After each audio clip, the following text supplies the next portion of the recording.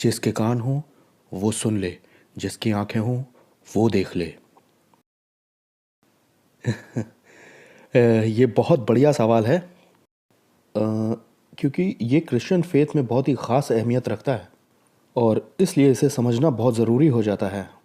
जब पहली बार मेरी मुठभेड़ हुई इस ट्रिनिटी से, मैंने पाया कि ये कठिन है। यहाँ तक कि मुझे तो ये भी बताया गया था तो कई देवताओं को मानने वाला ईमान है। बड़ा हुआ था मैं मुसलमान परिवार में, ख़ास करके कुरान की इन आयतों के साथ, सूरह अल-माइदा 73 वर्स। और ये मुझे बिल्कुल ही साफ था कि ट्रिनिटी जो है ये तीन तीन खुदाओं की बात है, एक की नहीं है। और जब भी मैंने किसी औसत दर्जे के मसीह से पूछा कि ट्रिनिटी क्या थी, ज़्यादातर जो मुझे देखने को मिला वो था बस खाली ताकना और ये कि अरे वो तो 3 in 1 है। और मैं कहता कि नहीं, इसका मतलब क्या हुआ? 3 in 1 शैम्पू की बोतलें हो सकती, खुदा नहीं। इसका मतलब क्या है? मतलब कि क्या क्या है 3 in 1?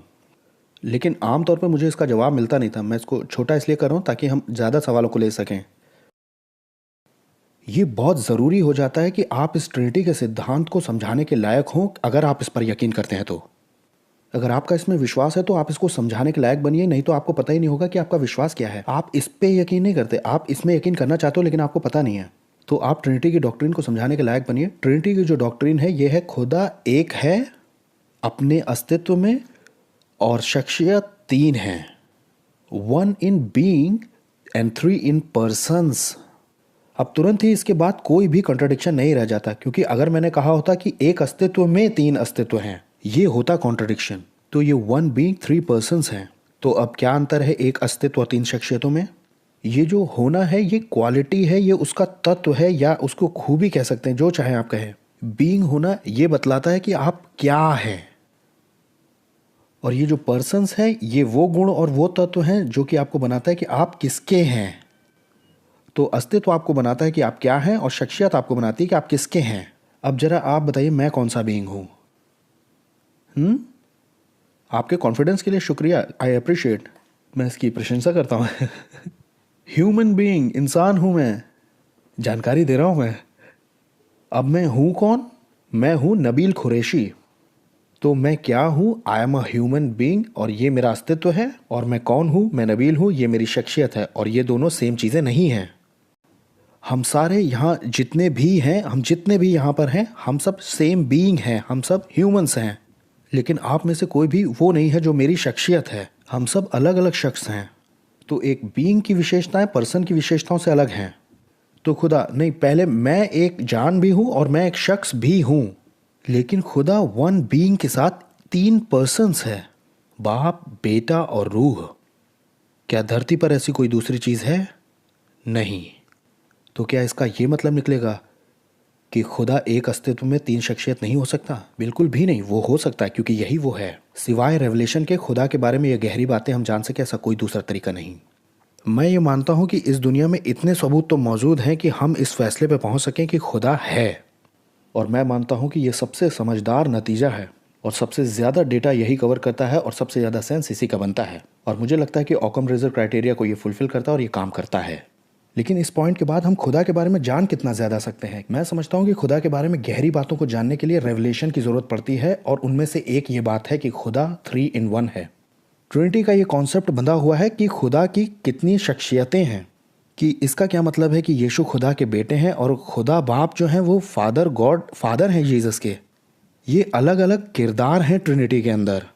कई बार लोग इस शब्द बेटे को लेते हैं और फिर उसे कम या नीचा समझ लेते हैं, और वो ये समझते हैं कि ऐसा करना बिल्कुल ठीक रहेगा। तो आइए मैं आपके लिए इसमें बाइबल की आयतें लगाता हूँ, क्योंकि कई बार जब मैं मुसलमानों के साथ बहस में जाता हूँ या उनसे बात होती है हमारी, तो ये इश्यूज़ कई बार उठते हैं। जब मैं मुसलमान था तो मुझे भी उठते थे। कई लोग ऐसा कह देते हैं कि जैसे यीशु ने कहा है कि पिता मुझसे बड़ा है यूहन्ना के सुसमाचार में। ये कैसे हो सकता है कि यीशु खुदा हो जब वो कह रहे हैं कि मेरा पिता मुझसे बड़ा है? और मैं इसका जवाब ये बोल के देना चाहूँगा कि हमारी ऑर्गेनाइजेशन में अंकल रवि ज़करियास CEO हैं इस ऑर्गेनाइजेशन के। इस तरह से वो मुझसे बड़े हैं। मैं तो टोटम पोल में नीचे खड़ा हूँ, वो ऊपर खड़े हैं। ये बोल के मैंने ज़्यादा पॉइंट कमा लिए हैं।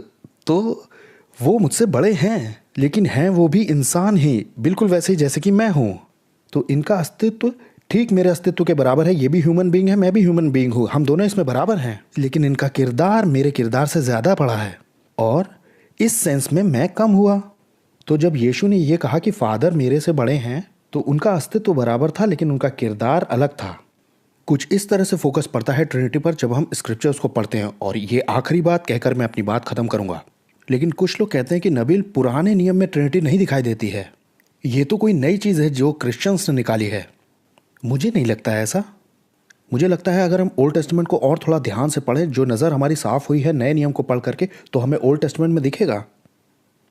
और लोग कहते हैं कि कहाँ दिखाई पड़ने लग जाती है ट्रिनिटी पुराने नियम के अंदर।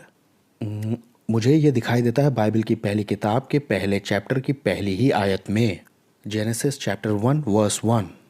वहाँ लिखा है, इब्तदा में खुदा ने ज़मीन और आसमान को पैदा किया। अब आइए से पीछे इब्रानी में ले जाएं। वहाँ कहा गया है एलोहीम ने पैदा किया।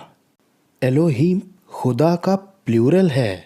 वहाँ कहा गया है खुदाओं ने, इब्तदा में खुदाओं ने। लेकिन फिर ये शब्द पैदा किया, ये इसको ऐसे ट्रीट करता है जैसे कि अकेला है। तो इब्तदा में खुदाओं ने बनाई, ये जैसे कि सिंगुलर है। तो पुराने नियम की ठीक शुरुआत के अंदर ही दिया है प्लुरैलिटी के बारे में, खुदा की सिंगुलैरिटी के अंदर। और फिर ये आपको दोबारा उसी चैप्टर में दिखाई देता है। वहाँ कहा गया है हम, खुदा अपने आप को हम कह रहे हैं जैसे कि प्लूरल हों। खुदा अपने बारे में प्लूरल ही कैसे कह सकते हैं? कुछ लोग तो ऐसे कहते हैं कि इंग्लैंड की महारानी भी तो ऐसे कहती है। वो शान वाला प्लूरल हिब्रू में नहीं लगाया जाता था, ऐसा कोई रिवाज नहीं था उस वक्त। और फिर आगे ये भी कहा गया कि हम इंसान को अपनी सूरत में बनाए, नर और नारी करके, ऐसे हम इंसान को बनाएंगे। आदमी और औरत ये उसकी इमेज है। और फिर ये प्लुरैलिटी में एक बार फिर से चली जाती है। खुदा के अंदर प्लुरैलिटी कई बार दिखाई देती है। मैं ये बोल के ख़त्म कर रहा हूँ, ये जो शब्द शमा है, जिसे कि यहूदी 2 बार दिन भर में दोहराते ही हैं, शमा यिस्राएल अदोनाई एलोहेनु अदोनाई एखाद। सुन ए इज़राइल, खुदावन हमारा खुदा एक ही खुदावन है। ये बहुत ही गहरा ऐलान है कि हे इज़राइल सुन, तेरा खुदावंद एक ही है। पॉलीथिज्म में भी ये बहुत गहरा है। लेकिन ये शब्द एक, एखाद, इसका इस्तेमाल सिंगुलैरिटी को समझाने के लिए नहीं किया जाता है। ये ऐसे किसी को समझाने के लिए कहा जाता है जैसे कि अंगूर का गुच्छा हो। आप उस पूरे गुच्छे को ही एक गुच्छा कहकर बोलते हैं, और ये है एखाद शब्द का मतलब। तो यहाँ तक कि शेमा जो बोला जाता है उसमें भी हमें ट्रिनिटी की परछाई मिलती है। और इसी से यीशु की शख्सियत साफ होती है और बहुत कुछ जो गॉस्पेल में हुआ है। और मैं समझता हूँ, वैसे तो इसमें बहुत सारी चीज़ें आ सकती हैं, लेकिन खुदा के कैरेक्टर की सबसे खूबसूरत टीचिंग यही है कि कैसे खुदा दुनिया की हर एक चीज़ से सबसे अलग है।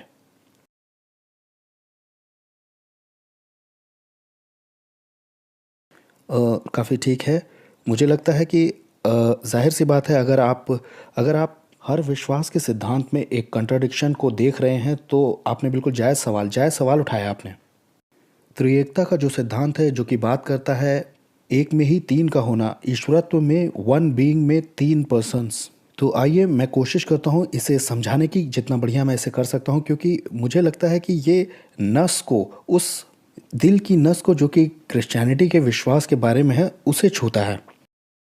C.S. लुइस ने अपनी एक किताब में इसे बहुत ही साफ तौर से ठीक विवेचना की है, तुलना की है इंसान और परमेश्वर के बीच में। और उन्होंने कहा है कि अगर आप इस जीवन की एक डिमेंशन को लें और उसमें एक दूसरी डिमेंशन को जोड़ें और फिर तीसरी डिमेंशन को जोड़ें, तो हर एक जुड़ने वाले डायमेंशन के साथ आपके पास हो जाती है एक बड़ी क्षमता, एक ज़्यादा बड़ी संभावना, जिसके द्वारा आप उसे सच बना सकते हैं। अगर आपके पास एक ही आयाम है तो आपकी सीधी लकीर होगी। अगर आपके पास 2 आयाम है तो आपके पास एक आकृति होगी। तीसरे आयाम के साथ आपके पास एक वस्तु होगी। और उन्होंने कहा कि अगर आप इन डिमेंशन को तोड़कर छोटा करते हैं, तो जो मूल अंश होंगे वो तो सेम ही रहेंगे, लेकिन उन अंशों से जो बनेगा उससे आपके पास ज़्यादा संभावना होगी उसे समझने की।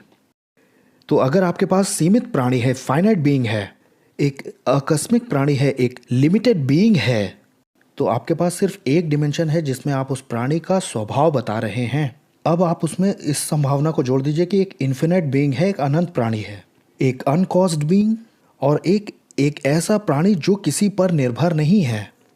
तो आपके पास एक संभावना पैदा हो जाएगी एक जटिल प्राणी की, एक कॉम्प्लेक्स बीइंग की। और इसके लिए मैं आपको एक ये इलस्ट्रेशन देना चाहूँगा।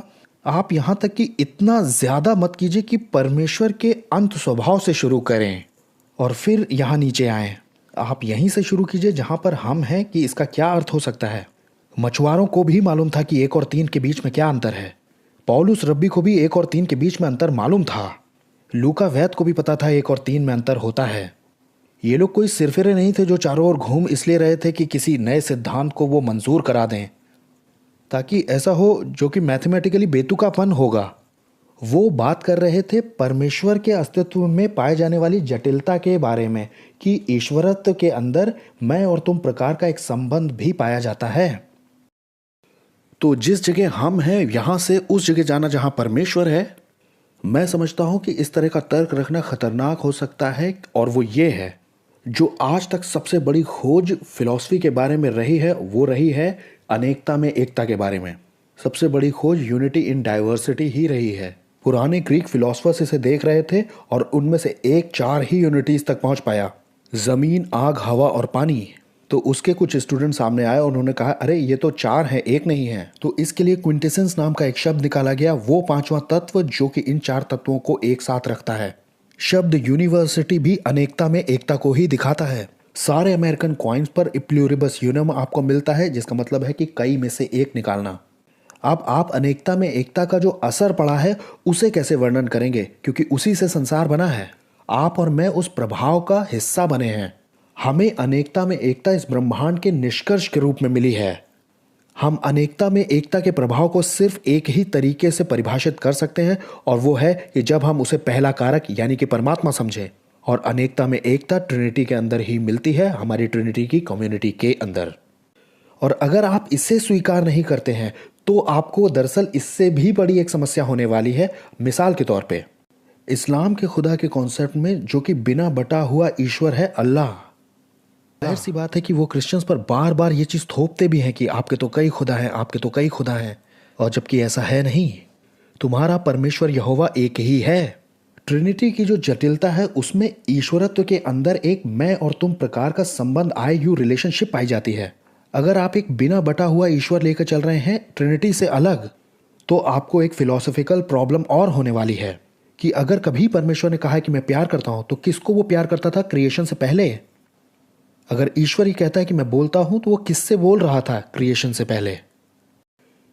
तो बातचीत, स्नेह और प्यार ये ईश्वरत्व में आदि से ही पाया जाता है, जिसमें परमेश्वर अपने ट्रिनिटी के समुदाय के अंदर बोलता है, उसके अंदर प्रेम करता है। सिर्फ मसीही विश्वास ऐसा है जिसमें प्रेम ने जीवन को जन्म दिया है। बाकी दूसरे किसी भी विश्वास में जीवन पहले आया और प्रेम बाद में। तो हमें अपने शब्दों में यह मानना पड़ेगा कि प्रेम करने के लिए कोई है नहीं। लेकिन अगर आप ट्रिनिटी के कॉन्सेप्ट को देखेंगे तो प्रेम वहां आपस में ही दिखाया गया है। यीशु की प्रार्थना भी थी, तुम और मैं वैसे ही एक होंगे जैसे कि मैं और मेरा पिता एक हैं। तो मैं बस आपसे ये कहना चाहूँगा, जैसा मॉर्टिमर एडलर ने कहा, वो एक बड़ा यहूदी फिलोसफर था जो कि बाद में मसीह में आया था। उसने कहा यह ज़रूरी है कि परमेश्वर के अंदर मैजेस्टी भी पाई जाए और उसके अंदर मिस्ट्री भी पाई जाए। और उन्होंने कहा कि ट्रिनिटी का ये रहस्य एक प्रकाशन है कि कैसे परमेश्वर अपने आप में कंप्लीट है। एक अस्तित्व में 3 शख्सियतें हैं जो कि प्रेम और भाषा से एक दूसरे से संबंधित है। किसी जानकार गणितज्ञ को यह बताने की ज़रूरत नहीं है सुसमाचार के चारों लेखकों को कि 1 और 3 सेम नहीं होते। हाँ, ऐसा दिखने के बावजूद भी वे बहुत पक्के थे और बहुत पर्पसफुल थे कि ट्रिनिटी के इस सिद्धांत को सामने लेके आए। अगर आप अपने दिल में झांकें और मैं अपने दिल में झांकूं। आप जानते हैं हमारी बेटियां जो कि इंडोनेशिया में, मैंने कल बताया था, वो कल इंडोनेशिया से निकल गई हैं थाईलैंड के लिए। वो सुनामी रिलीफ का हिस्सा हैं। मेरी 2 बेटियां, वो अभी अपने 20s में ही हैं। आज सुबह मैंने उनसे बात की जब वो चियांग माई थाईलैंड पहुंची। उसने कहा, डैड, हमने अपनी ज़िंदगी में ऐसा पहले कभी कुछ नहीं देखा है। जो हम अभी देख कर आ रहे हैं वो हमने पहले कभी नहीं देखा है। लाशें अभी भी तैर रही हैं किनारे पर, और कटे हुए हाथ पैर भी अभी आते ही जा रहे हैं किनारे पर। आपको मालूम है 48 घंटे अभी वो वहीं रहेंगे। कुछ खाना नहीं, कुछ पीना नहीं, कोई बाथरूम जैसी कोई चीज़ नहीं वहाँ। ऐसा क्या है जो कि इंसानियत को ऐसे फंसे हुए और असहाय लोगों के बीच में खींच कर ले जाती है? मैं समझता हूँ कि ये इंसानों के प्रति हमारा प्रेम है जो हमें वहाँ ले जाता है और ये सब करवाता है। अगर प्रेम जीवित होने का केंद्र है और परमेश्वर प्रेम है, तो ये ट्रिनिटी में भी दिखाई देता है। जैसे कि हम संबंध के भूखे हैं, आप भी रिश्तों के भूखे हैं और मैं भी रिश्तों का भूखा हूँ, और ये हमें होली ट्रिनिटी के अंदर दिखाई भी देता है, जहाँ पिता पुत्र से प्रेम करता है और पिता और पुत्र मिलकर पवित्र आत्मा को भेजते हैं। क्या ये 1 और 3 है? नहीं, मेरा विश्वास है कि ये एक में एक है एक तरह से और एक में तीन है दूसरी तरह से। ये मैथमेटिकल इशू नहीं है, ये उसके अस्तित्व का स्वभाव है। ये अनेकता में एकता है। ट्रिनिटी के समुदाय के अंदर ये मैजेस्टी और मिस्ट्री एक साथ है। और मेरा विश्वास है कि जब हम परमेश्वर से फेस टू फेस मिलेंगे तो हम ये समझ पाएंगे कि क्यों उसने हमें ऐसा बनाया कि हम रिश्तों के भूखे अपने आप में होते हैं। Thank you. Thank you.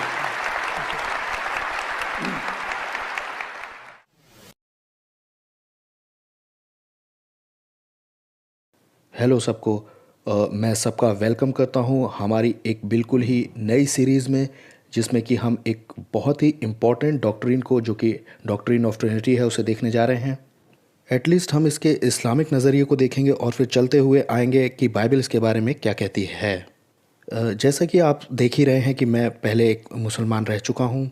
मैं सऊदी अरेबिया से आता हूँ और मैं सचमुच अपने मुसलमान लोगों से मोहब्बत रखता हूँ, स्पेशली तब जब कि आप अरबिक नहीं बोलते हैं या ये आपकी नेटिव टंग नहीं है। और मेरी ये उम्मीद है कि ये जो सीरीज़ है ये आपके लिए बहुत ही कीमती होने वाली है। देखिए, जब मैं मुसलमान होकर बड़ा हो रहा था तो मैं मानता था कि क्रिश्चियन 3 खुदाओं में मानते हैं, 3 खुदा हैं। और ये कि कुरान कहता है कि क्रिश्चियंस ने एक के 3 खुदा कर दिए हैं, या उस एक को 1/3 करके एक बना दिया है। तो 1/3 जो है वो तो फादर बन गए, 1/3 है वो जो बेटे हैं। और इस्लाम तो इसके भी आगे निकल जाता है, कहता है खुदा बाप है, खुदा माँ है और खुदा बेटा है। क्योंकि पाक रूह कुरान की टीचिंग के हिसाब से कोई और नहीं, फरिश्ता जिब्राइल है। तो मैं ये उम्मीद करता हूँ कि हमारे आने वाली इस सीरीज़ के कुछ एपिसोड में हम नज़र डालने जा रहे हैं ट्रिनिटी के सिद्धांत पर, जो कि बाइबल की बुनियाद बनाते हैं। और ये कि क्यों ये डॉक्ट्रिन ऐसी डॉक्ट्रिन है जो कि बाइबल में शुरुआत से ही दी है और किसी ने इसे इन्वेंट नहीं किया, या किसी लेखक ने या किसी इंसान ने जो कि इस टर्म के साथ सामने आ गया हो। ये सच जानने के बाद इसे बेकार समझना कि ये टर्म बाइबल में अपने आप में नहीं दिया है, इसका ये मतलब नहीं है कि ट्रिनिटी कोई डॉक्ट्रिन ही नहीं है। आसान ज़ुबान में, जैसे कि तौहीद शब्द ये भी कुरान में दिया नहीं है, लेकिन इसका ये मतलब नहीं है कि मुसलमान ऐसी किसी डॉक्ट्रिन में नहीं मानते हैं। तो मैं इसे बिल्कुल साफ कर देना चाहता हूँ। तो आइए इसके एक छोटे से सफ़र पे चलते हैं। ट्रिनिटी का ये जो कॉन्सेप्ट है ये एक खुदा के बारे में है। एज अ डॉक्ट्रिन ये एक खुदा ये अपने आप को दिखाता है कलाम के अंदर 3 मुख्तलिफ शख्सियतों के अंदर। अब देखिए, मैं जानता हूँ कि ये सुनने में थोड़ा पेचीदा लगता है, लेकिन ये ऐसा ही होना चाहिए। खुदा कोई आसान चीज़ नहीं है मेरे समझने के लिए, मेरे इस छोटे से दिमाग के लिए। खुदा इनफाइनाइट है और वो जलाली है, और खुदा पेचीदा है भी। तो मैं कौन होता हूँ जो उसे पूरी तरह से समझ सकूँ? तो ये उसने चुना कि वो अपने आप को हम पर इस तरह से जाहिर करे कि एक खुदा जो कि 3 शख्सियतों में है। अब कुरान दरअसल इसे बिल्कुल अलग ही तरीके से सिखाता है। दरअसल कुरान ये कहता है कि क्रिश्चियंस 3 खुदाओं को मानते हैं। मिसाल के तौर पे कुरान का यहाँ पर एक पैसेज दिया जा रहा है, चैप्टर 5 और वर्स 73, सूरह अल-माइदा 73, जो कि बेसिकली मेज़ है। यहाँ ये कहा गया है कि ये तो बेहुरमती करते हैं जो कहते हैं कि अल्लाह 3 में से एक है ट्रिनिटी के अंदर। लेकिन बात तो ये है कि बाइबल असलियत में ये सिखाती ही नहीं है। बाइबल सिखाती है एक खुदा की इबादत के लिए। और यहीं पर ख़ासकर ये आयत ये बताती है कि इस आयत का लिखवाने वाला खुदा हो ही नहीं सकता। ये खुदा नहीं हो सकता।